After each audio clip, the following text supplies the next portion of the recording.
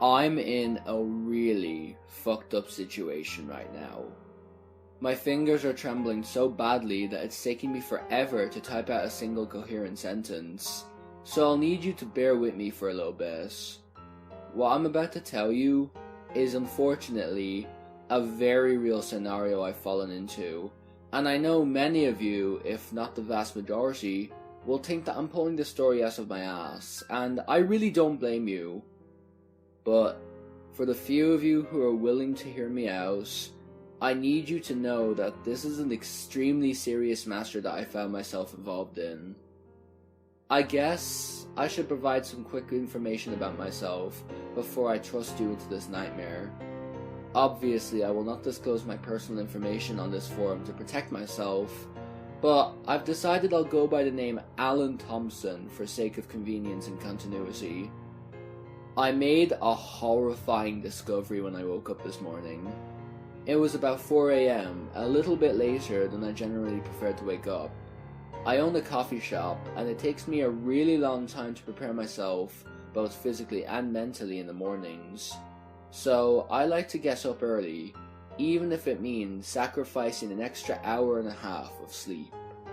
I sat there for a minute, with my legs dangling off the side of my bed, trying to remember the dream I had had last night. Something that you all should know is that I take my dreams very seriously.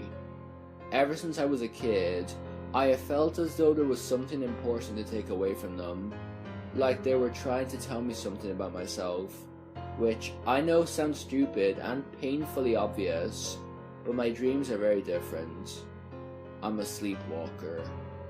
When I do dream, it generally means I did a little sleepwalking, and it's hard to tell where I went without remembering where I was in my dream. I remember when I was a teenager, I dreamed I had walked all the way up the hill in my backyard to the tire swing at sunset, my hand in the palm of the most beautiful girl I had ever seen. When I awoke, I was buck-ass naked, face down in the mulchy patch of dirt below the tire. I remember when I was even younger, dreaming I was a professional baseball player at the mound, and slamming a home run and sending the hometown crowd wild, before waking up with a crick in my neck, laying across the away team's bench on the practice field down the block. As I got older, the sleepwalking slowed down. Either I wouldn't sleepwalk at all, or I'd move from the couch downstairs to my bedroom without realizing.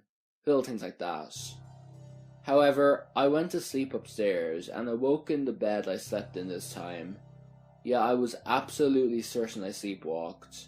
I felt the weird tingling in my legs, the heavy feeling in my arms, the sensation similar to attaching weights to your ankles before a jog.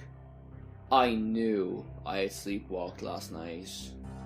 So here I am, squeezing my head between my hands, sifting through those vague thoughts, trying to figure out what the hell I had dreamed about.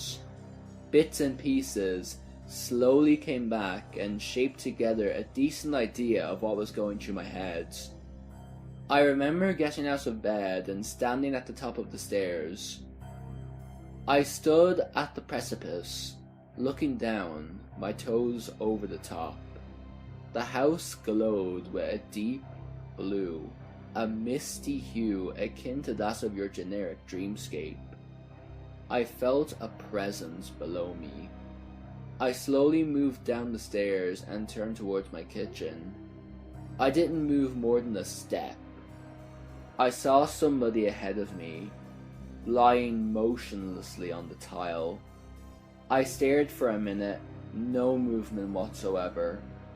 I slowly walked into the kitchen and grabbed a knife off of the counter and pulled an apple out of the refrigerator. I nonchalantly stepped over the heap of a person that sat in front of me and sat down at my kitchen table to cut the apple. Midway through, I heard a blood-curdling scream. I quickly turned my head and found the body was gone, and my basement door, which sits adjacent to my kitchen's, was wide open. I sprinted up the stairs and slammed the door behind me. I don't remember anything following that. This didn't shake me so much. I've had nightmares before, which usually resulted in me running around throughout the house, screaming for a bit, waking my family before returning to my bed. The only thing I had to worry about, I told myself, is stepping on something I knocked may have knocked off a shelf or table in my nocturnal episodes. I got up, showered, brushed my teeth, and went downstairs to make my breakfast. When I got into the kitchen, I went straight to the cabinet to get a glass to pour myself some water. I also threw a piece of toast in the toaster to have something to munch on. My head was pulsing for whatever reason, and so I turned to grab some ibuprofen from the medicine cabinet above my kitchen table. That's when I saw the apple sitting there, 3 slices and a knife next to it, coated in blood. My heart sank. I looked over at the basement door, wide open. I grabbed the knife off the table and ran down the stairs before flipping on a light. I collapsed when I saw the body of a young woman, covered in blood and bruises, laying face down on the couch. I felt like vomiting. There were so many stab wounds. Her face was angled towards me, her right eye completely glazed over and blackened. Her right cheek sliced open all the way up to her earlobe. Patches of hair had either been ripped or cut from her scalp and lay in chunks on the blood-stained carpet below the couch. Her legs had long gashes and deep puncture wounds. I couldn't feel my arms or legs. I gathered myself and dragged my pathetic frame to the window looking out of my backyard. The yard is open, with houses sharing the plot behind me, so they would have been able to see or hear me murder this poor woman if she had screamed the way I remember this. No one was outside, no police cars or abnormalities to be seen, other than the trail of mud leading to my back window. It had rained the night before, and whoever this woman was, I had surely dragged her through the storm and into my home, and this trail was the only witness I saw to take care of. Without skipping a beat, I sprinted out to the backyard and began kicking up the grass that had been trampled in my unconscious kidnapping. As I followed along the trail, I realized that it led from the back porch of one of my neighbors' homes. My stomach dropped as I realized the back door of Trudy Harrison's home was ajar at the end of my trail. I felt the tears fill my eyes, and I stood there, full of so much shame, regret, and confusion. I couldn't believe that the gruesome product of my evil that was waiting for me back home was the body of a woman whose company I enjoyed very much. Trudy was a young, sweet single mother around my age. She introduced me to the neighborhood when I moved into my home 3 years ago, fresh out of school. She had me over for supper over the summer several times. We both loved to write in our free time and talked much about our own interests and works. She was one of the few friends in the neighborhood I had made time for, and she was certainly the only one who made time for me. None of this made any sense to me at all. I've never in my life had such a thought about anybody, and I certainly couldn't even fathom doing anything so shockingly violent and brutal to anyone on this earth.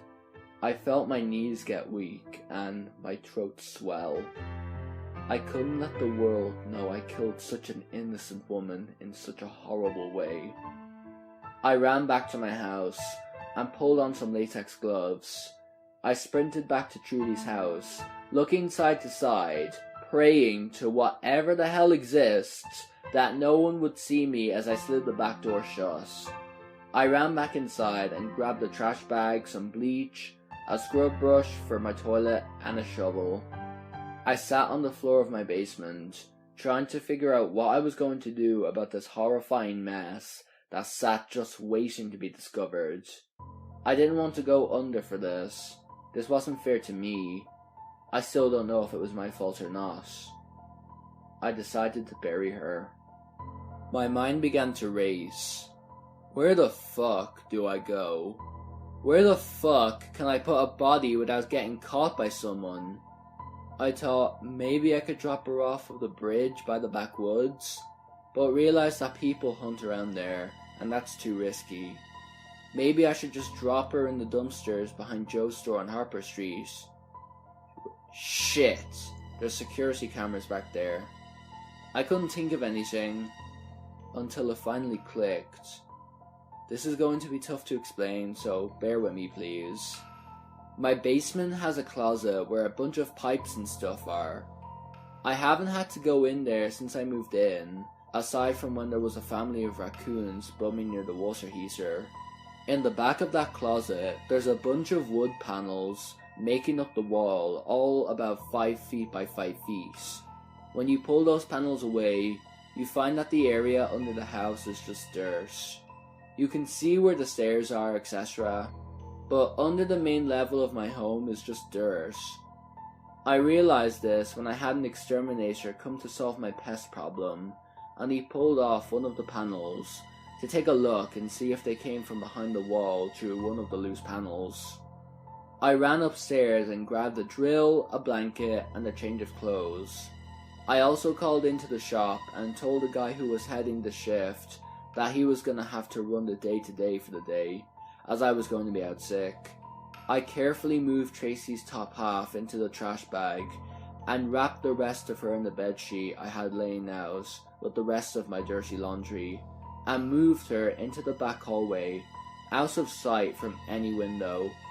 I took my cleaning supplies and spent hours scrubbing the carpet, the couch, myself, and anything I felt could hold any evidence free of bodily fluids.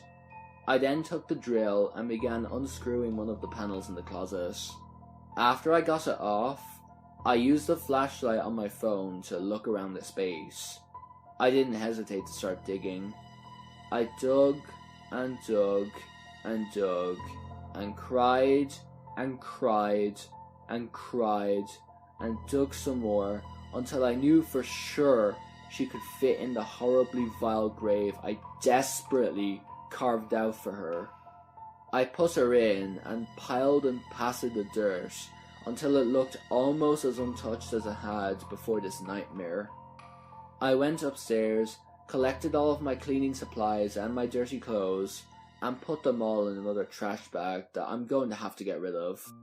I jumped in the shower. I got out, I ate breakfast, I went on a short walk to collect myself, but only got 5 houses down before feeling like I was going to vomit. I sprinted home, puking in my sink, and now I'm going in the shower again. Things just cannot go on as they did before. I fucking murdered someone! I've been sitting on the floor of the shower sobbing for several hours now. The water is lukewarm and uncomfortable, but I can't get out. I can't face what I've done. I still don't know what I'm going to do. Please try to understand that I didn't want this to happen. I can't go to jail for this. It's not my fault. I'll be back later when I gather myself to keep you updated on what develops, if I'm not arrested and executed before I get the chance.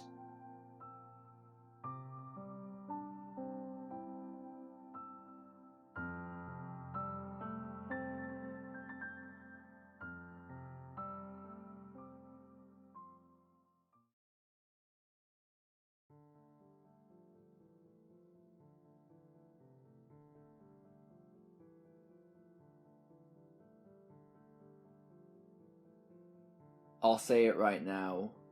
I grew up in a broken home. Dad drank, Mom drank. That might be why I've never touched a drop. But I'm getting on a tangent here. Most of you already know where this story is going. Dad used to get drunk and blame Mom and I for all his problems. Mom used to lock me in my room, while he did what aggressive drunks do when they're upset. I'd say more often than not, my mother's screams and my own sobs were what rocked me to sleep. Then my mom started drinking and became numb to the whole thing. First Dad kept hitting her and left me to cry in my room. I guess he got bored eventually. 3 days after my 5th birthday, Dad came up to my room for the first time. He had never done that before. Mom stopped him.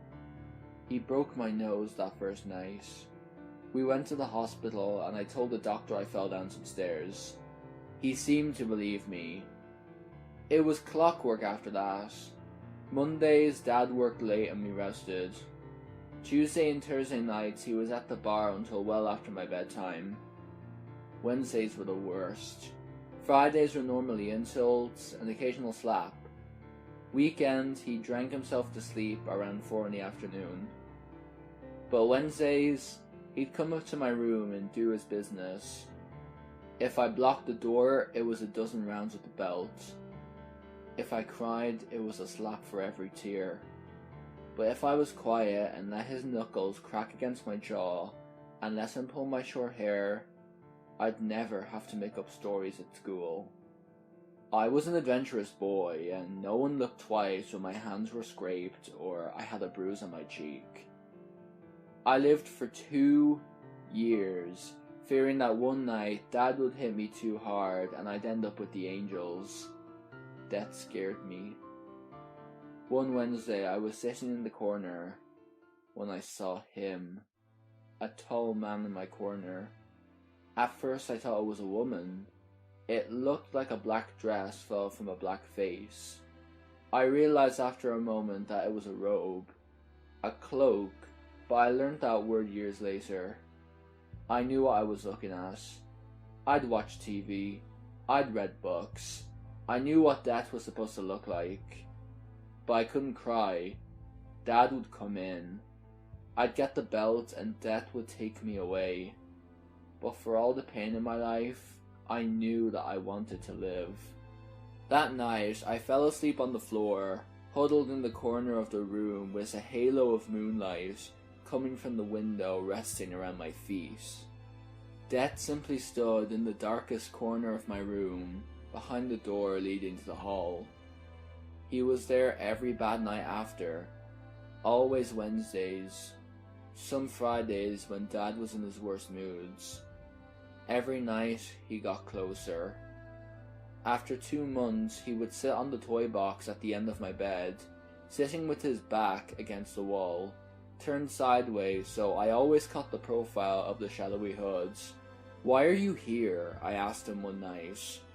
He stared at me from the toy box, knees pressed against his chest and arms curled around his shins, almost a fetal position, though there was no fear in the position, just boredom. "To watch," he told me. I swallowed at those first words. I had expected a quiet rasp like on TV. Death's voice was something more. It was a burly man's confident and strong. It was a caring mother's nurturing tone, a madman's laugh and a child's giggle. It disturbed and comforted me. "To watch what?" I asked. He simply looked at me. I saw his eyes for the first time that night. I had always expected soulless pits there. Instead, I found blue orbs in a bleached skull. Those orbs held galaxies, eternal and non-existent. Everything and nothing lived in the shadows of his cloak. Those contradictions comforted me.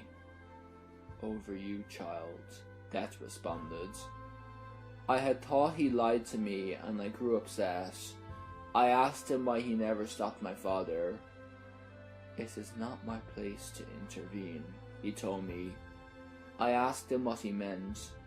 He told me that he couldn't stop my father if he tried. He simply was there to guide me if my nightmare ever came true. After that night, Death was more of a father to me in the way my own never was. The next week, he brought a thick leather-bound book.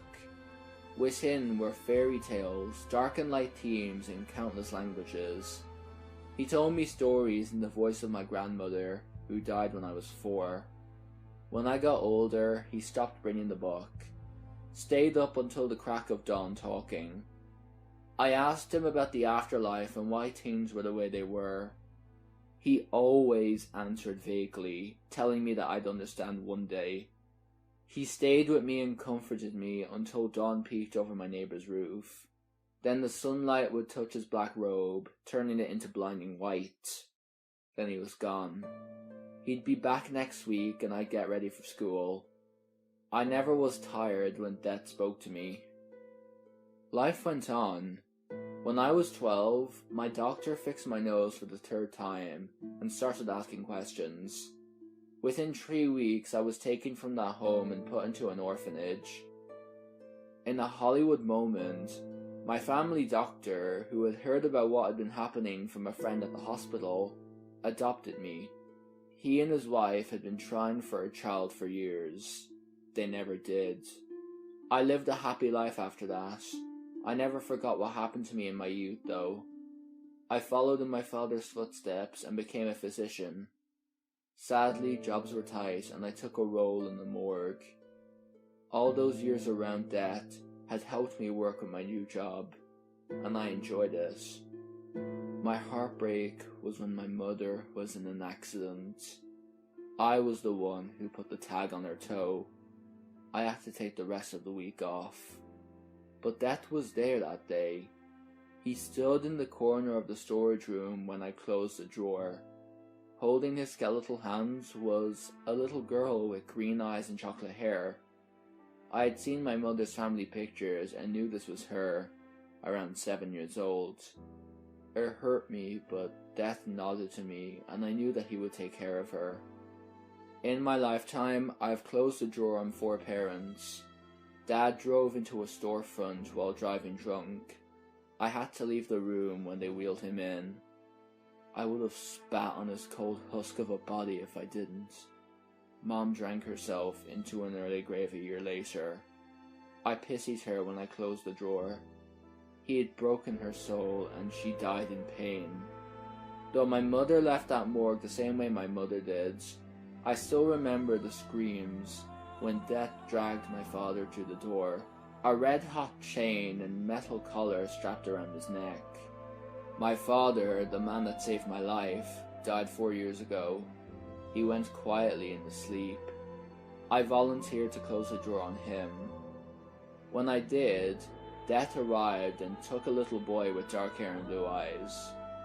You may wonder why I'm writing this. In truth, I'm not quite sure myself. I guess I want to tell people not to fear death. He's a gentle being with a crappy job, and he saved my life.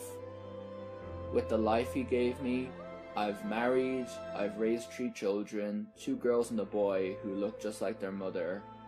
I have 9 grandchildren and 2 great-grandchildren, with a 3rd one on the way. I lost my wife last year to a heart attack. It hurts me to think about it, but I know she didn't fear death. She knew my story, the one I'm telling you now, and she went in her sleep, holding my hand. As I write these final thoughts, I look to my window. Out there, I see a figure in the street, snow blowing white on black robes. A moment ago, I opened the window and invited him in. When you live as long as I have, you learn to treat a guest right. Now he's standing in the corner, patient as the day I met him. When I'm done this post, I'm going to turn off my laptop, put the little girl he brought with him into my lap, and close my eyes. My wife will close her brilliant blue eyes and rest her crimson locks on my chin. I'll take one breath and fall asleep. When I wake up, I'll be with my family. I'll see my mother and father again. I'll see my mom, happier than she was in life. I'll see the 4 dogs I've had in my lifetime too, hopefully. Mortimer, Death calls from the corner. I sigh and type faster. If I can say one last thing, I would like to quote Blue Oyster Cult. Don't fear the Reaper, because after all, people are the real monsters.